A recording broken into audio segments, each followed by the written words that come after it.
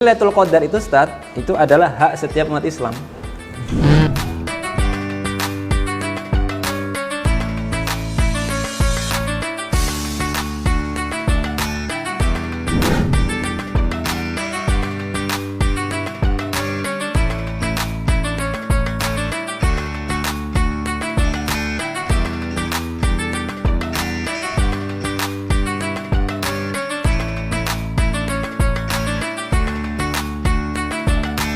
Assalamualaikum warahmatullahi wabarakatuh.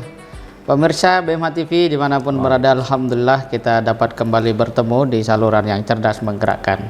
Ramadan telah kita lalui dan kita nikmati. Pada akhirnya kita harus bertemu dengan 10 hari terakhir Ramadan. Tema atau kajian tentang Lailatul Qadar mulai menyeruak ke udara.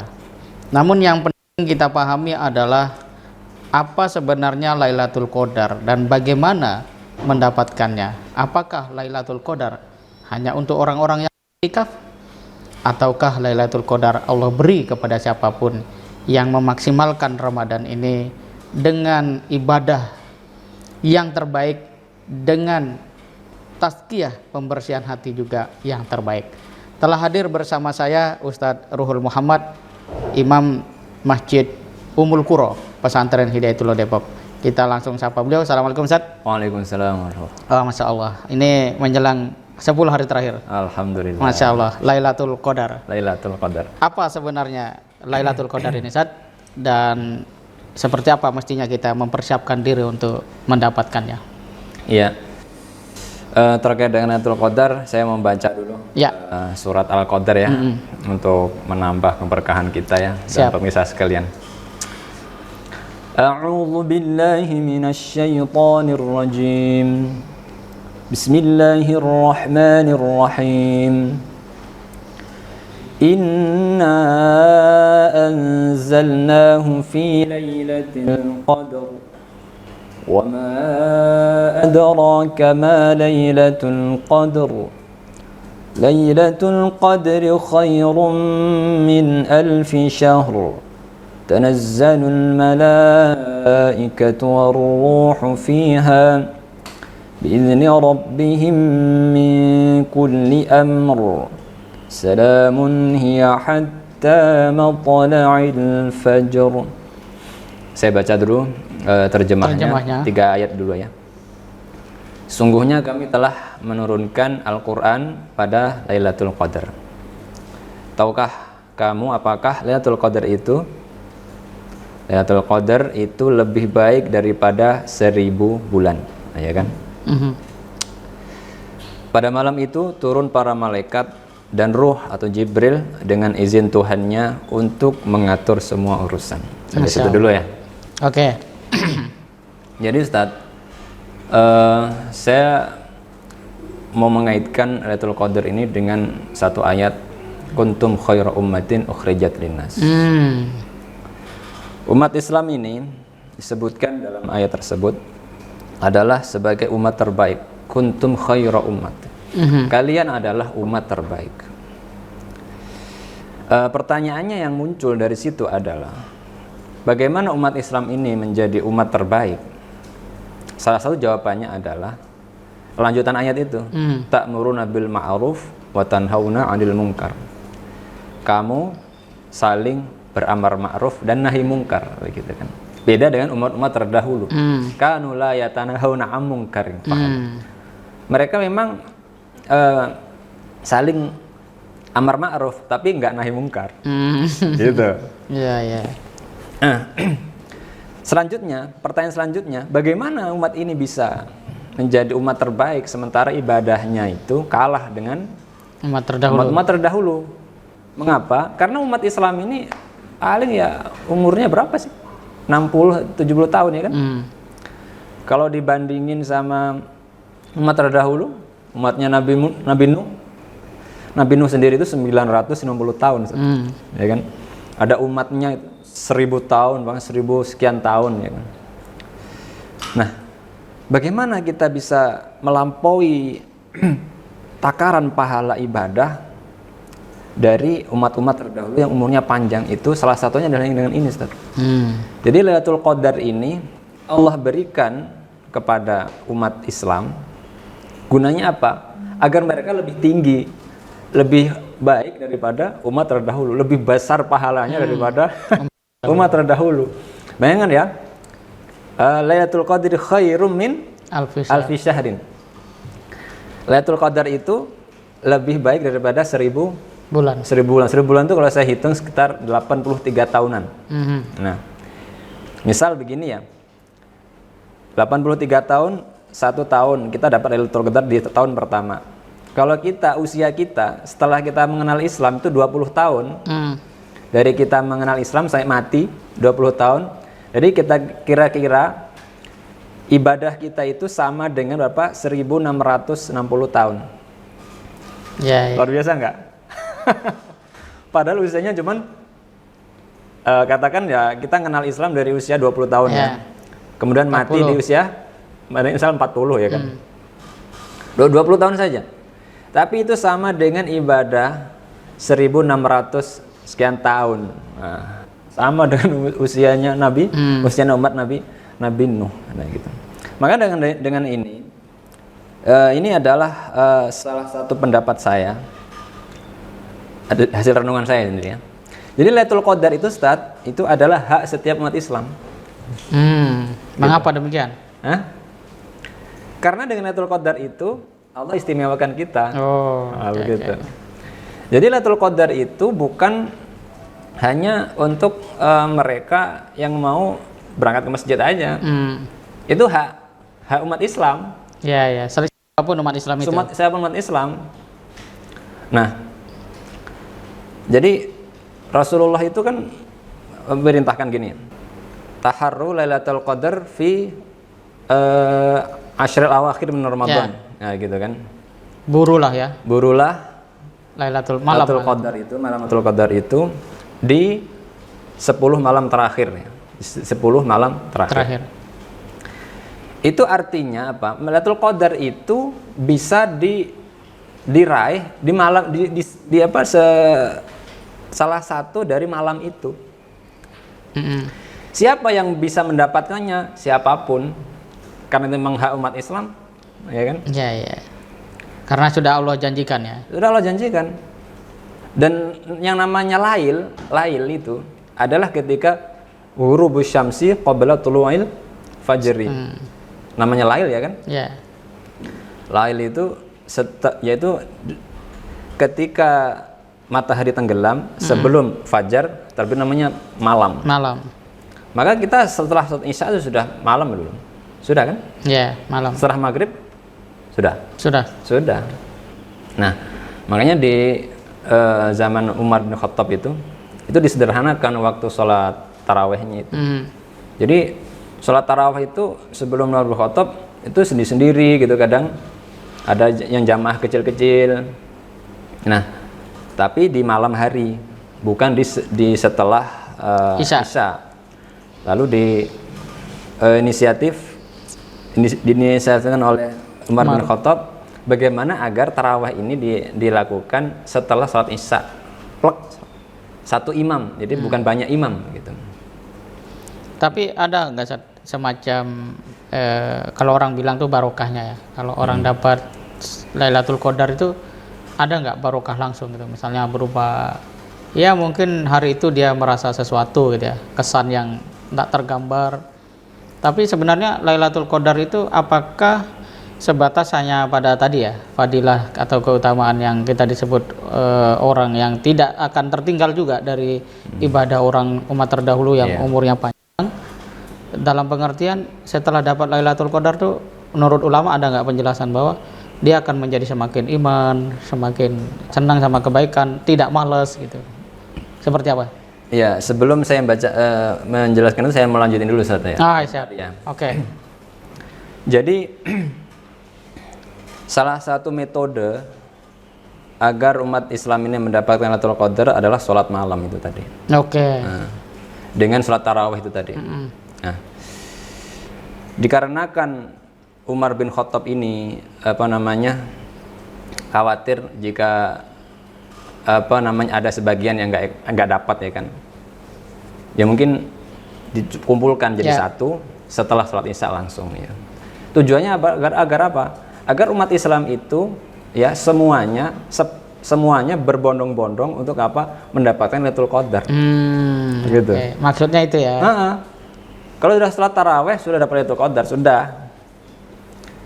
Karena begini Ustadz, kalau kita mengacu pada sebuah konsep bahwa kalau nggak sholat malam, kalau nggak bangun di jam 12 lebih itu nggak dapat Lailatul Qadar. Sebegitu kerasnya Islam gitu ya. Ya. Dalam konteks ini Islam nggak rahmatil alamin kalau seperti itu kan. Iya betul. Tapi konsepnya kan nggak kayak gitu. Tidak seperti hadis Nabi, mudah memudahkan ya. Iya, gitu. Yasiru wala tu'asiru gitu ya. Jadi kalau seandainya Nabi dulu mengatakan gini. Carilah Lailatul Qadar, kemudian kamu tinggal di masjid. Kalau kamu nggak tinggal di masjid, kamu nggak dapat. Tidak ada kalimat itu. Kayak gitu. Meskipun Nabi sendiri di masjid. Di masjid. Nah, Nabi ke masjid itu tujuannya adalah untuk mendekatkan diri kepada Allah dengan lebih intens, fokus begitu kan. Tapi bukan berarti orang tidak ke masjid ya tidak dapat enggak juga. Kasihan juga dong masinis kereta. Iya. Ya enggak? Iya, pesawat. Nah, misal kita dari Depok ini mau ke Istiqlal, mau itikaf di sana. Kita naik kereta KRL. Kita enak itikaf di sana. Masinis KRL-nya orang Islam juga. Iya. Waduh, saya nggak bisa dapat Lailatul Qadar ini ya. Saya cuti dulu. Mau cuti ya dipecat lah. Maksudnya kan. Akhirnya apa? Dia hanya bisa itikaf itu di mana? Ya di kamarnya. Begitu kan? Atau di kokpitnya ya. Penjual makanan sahur itu. Gimana dia bisa itikaf di masjid? Dia bisa hidup dari jual makan sahur. Gitu kan. Sementara dia orang Islam. Nah, jadi dalam konteks ini Lailatul Qadar itu, jadi Allah sebutkan lebih baik daripada 1000 bulan, itu tujuannya agar untuk upgrade umat yang umurnya pendek ini menjadi lebih baik daripada umat yang umurnya berpuluh-puluh beribu tahun. Gitu. Seperti itu Ustaz. Nah, keutamaannya apa? Mendapatkan Lailatul Qadar. Keutamaannya kita menjadi umat terbaik. Pertama itu. Iya, umat terbaik. Salah satu cirinya adalah ta'muruna bil ma'ruf wa tanhauna 'anil munkar. Itu umat terbaik di situ. Nah, orang mendapatkan Lailatul Qadar dengan orang yang tidak mendapatkan Lailatul Qadar bedanya apa? Kira-kira bedanya apa? Ya. Bedanya apa, Ustaz? Iya. Bedanya itu tadi, semangat amar ma'ruf dan nahi mungkarnya itu bisa diukur. Dan misalnya nih, ada orang Islam, ada orang puasa tapi dia nggak sholat taraweh, ya kan? Dia malas sholat begitu. Dia malas sholat terus. Kira-kira dia dapat Lailatul Qadar nggak? Kurang lah. Ya nggak dapat lah. Dan pertanyaan saya, kalau ada orang sholat isya, kemudian sholat taraweh setelah isya, habis itu tidur sampai sahur, dapat Lailatul Qadar? Gimana? Kalau tapi dia taraweh dia. Dapat berarti. Dapat kan? Dapat. Dasarnya apa? Dasarnya malam tadi loh. Iya. Ini salamun hiya hatta matla'il fajr. Ya. Kalau tentukan Lailatul Qadar nanti turun jam 1. Kata siapa? Iya. Enggak. Nanti Lailatul Qadar turun jam 1 di masjid A. Enggak ada gitu. Saya kasihan sekali kalau di masjid, cuma di masjid. Banyak yang enggak dapat. Masya Allah. Karena kan gagal juga konsep kuntum khairu ummah kalau gitu tuh. Kan ditentang juga kalau gitu. Ini salah satu statement saya saat. Ya. Kalau hasil perenungan. Hasil perenungan saya begitu kan. Gitu. Karena umat Islam ini ya mungkin kita yang di pesantren lah kita melihat Jamaah bulan Ramadan. Coba antum lihat itu di pertengahan Jakarta. Coba antum lihat di kampung. Luar biasa, Ustaz. Bagaimana tukang semir sepatu, tukang ojol gitu. Luar biasa. Mereka perjuangan di luar masjid itu. Gimana itu? Dasar. Begitu, Ustaz. Ya, betul. Luar biasa. Nah, kalau begitu apa yang harus kita lakukan? Ya, selain daripada yang tadi itu, Ustaz. Kan kalau dalam Quran itu kan identik bahwa Ramadan itu adalah bulan Quran gitu ya. Nah, itu apakah lebih baik kita kerjakan pada malam harinya saja karena itu Lailatul Qadar sehingga tidak ada siang, mungkin kita bisa fokus ke urusan pekerjaan misalnya kayak gitu. Ya, kecuali yang memang itikaf ya. Nah, itu seperti apa gitu? Apakah memang kita harus fokuskan ibadah pada malam hari pada saat 10 hari terakhir itu? Ya, kita kalau dari situ kita ngikuti Rasulullah, taharru Lailatul Qadar. Ya. Burulah Lailatul Qadar itu di 10 hari terakhir. 10 malam terakhir bukan 10 malam ya. 10 malam terakhir. Jadi 10 malam itu jangan sampai nggak beribadah, itu aja sebetulnya. Itu intinya ya. Intinya di situ. Jadi artinya siang boleh urusan yang siang lain. terserah mau kemana itu. Ya. Malam ibadah, baca Quran, baca ini. Ya, jadi kita jangan terlalu menyempitkan diri bahwa Lailatul Qadar itu hanya untuk yang beriktikaf di masjid salah sekali. Ya. Ya kan? Gimana dengan ibu-ibu? Nah, itu dia. Yang punya anak. Ya. Ya, dapat Lailatul Qadar enggak? Ya. Atau yang silaturahim kan? Silaturahim. Persiapan mudik. Nah. Nggak dapat dia, nggak ke masjid. Kasihan sekali. Iya. Gimana? Iya. Begitu kan? Luar biasa. Menarik, Ustaz. Menarik nggak? Menarik. Dan ini menggembirakan sekali ya. Pemirsa BMH TV, kita dapat mengambil kesimpulan bahwa Lailatul Qadar itu adalah bagaimana kita mengisi malam dengan sebaik-baiknya gitu ya. Yang minimal itu sholat tarawih tadi ya. Sholat tarawih. Minimal sholat tarawih dan kita upayakan itu pada 10 malam terakhir. Dan meskipun Ustadz Ruhul mengatakan bahwa itu sholat tarawih di awal malam, kemudian itu sudah cukup untuk mendapatkan Lailatul Qadar, tidak berarti kita kendor gitu ya. Dalam pengertian ya, kalau punya tekad kesempatan untuk bangun malam ya tetap dikerjakan saja. Tetap dilakukan karena memang Rasulullah juga melakukan itu. Dan Ustadz Ruhul juga biasa melakukan itu juga karena kami di masjid biasa untuk sama-sama melakukan itu. Tapi secara prinsip Lailatul Qadar itu adalah hak kita. Maka ambil, jemput ya. Hak umat Islam. Jemput, ambil gitu saja dengan ibadah. Caranya dengan ibadah ya. Dari malam itu. Ibadah aja. Ibadah semampunya. Semampunya. Ya tarawih saya kira mampu semua. Mau. Kalau nggak mampu, ya kan tarawih kadang ada 20 Ustaz. Berat juga ya. Kalau nggak mampu 20 ya 11. Ya. Kalau nggak mampu berjamaah ya sendiri. Ya, apa-apa. Intinya dilakukan saja. Intinya dilakukan, jangan nggak dilakukan. Betul. Tetap berdoa di 10 hari terakhir itu. Bisa juga malam-malam sedekah bisa kan? Pasti itu apalagi. Saya nggak bisa taraweh. Saya sibuk banget, padat banget kerjaan. Sedekah lah. Di malam Lailatul Qadar. Luar biasa. Atau ngasih buka puasa santri itu ya, yang biar bisa kuat taraweh misalnya. Dan hikmahnya juga Ustadz. Lailatul Qadar ini dirahasiakan oleh Allah turunnya itu meskipun ulama kasih bocoran. Kalau Imam Syafi'i itu cenderung kan malam 21 ya kan. Kalau Imam Syazili itu saya baca itu kalau awal puasa itu jatuh di hari Sabtu, ini kan hari Sabtu besoknya. Lailatul Qadar turun di tanggal 23. Luar biasa. Misal begitu. Kalau di hari Senin turun tanggal 20, hari Jumat turun tanggal 21, seperti dan seterusnya. Ya. Tapi ya lebih dari itu semangat untuk mendapatkan Lailatul Qadar itu bukan sekedar satu malam itu aja. Ya. Memang semua malam terakhir. Semua malam. Gitu. Kalau kata guru kita Ustaz Abdul Manan, seluruh malam. Dari malam pertama Ramadan sampai malam terakhir, Masya Allah. Terima kasih Ustaz Ruhul atas tadaburnya surat Al-Qadar. Pemirsa BMH TV, secara prinsip Ramadan adalah bulan untuk kita meningkatkan intensitas ibadah. Maka perintah Nabi, burulah, taharru ya.